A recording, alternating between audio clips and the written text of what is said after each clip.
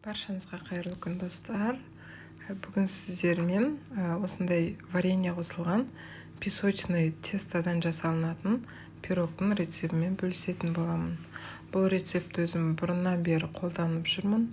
Аузыңызда ериді, прям өте жұмсақ болып шығады. И тесто тура үгітіліп тұратын тесто. Сондықтан бірге қарайық.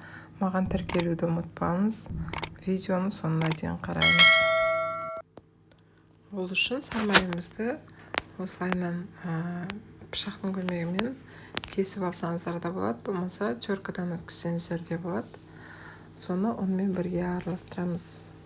Ұнға сразу разрыхлительді қосып жібердім. Ұнмен майды осылайынан араластырасыздар. Бізде крошка шығу керек.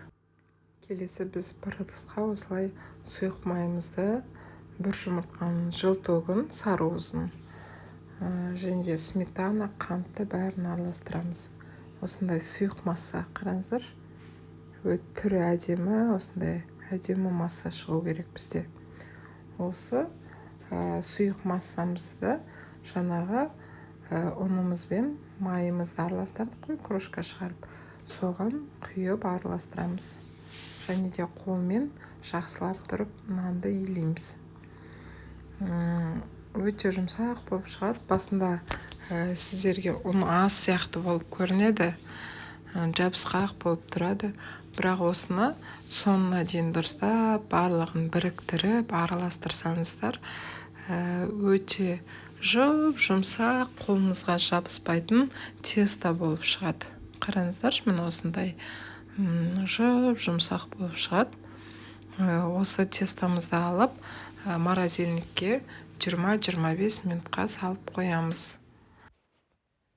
Морозильниктен тестомызды шығарып, формамызға түбіне арнайы осылай пергамент қағазын төседім. Тестомызды екі бөлікке бөлеміз. Біреусі үлкен, біреусі кішірек. Кішіректі үстіне әсемдеу үшін оны қазір морозильникке қайтадан салып қойып, қатырып алып бетіне теркамен өткізсеңіздер де болады. Болмаса әсемдеп әртүрлі формада гүл жасасаңыздар болады. Осылайынан формамызға тестоны жайып аламыз. Және де осындай вилканың көмегімен бортиктарын жасап шықтым. Осындай әдемі болып шығады. Сіздер өз қалаларыңызша жасасаңыздар болады. Осылайынан әдемі болып шығады. Менде 28 диаметрлік форма, бұл өте үлкен. Сіздерде 24 болса, сол 24 диаметрлік формаға жасай берсеңіздер де болады. Әдемі болып шығады. Мен қою алманың вареньясын қостым. Әртүрлі варенье қосуға болады. Сосын үйде осындай форма болды. Гүл жасайтын қардың формасы. Осымен осындай ғып бетін әдемі ғып әрлеп қойдым. Қызып тұрған пеште 170 градуста 30-35 минутта пісіріп аласыздар. Ас болсын.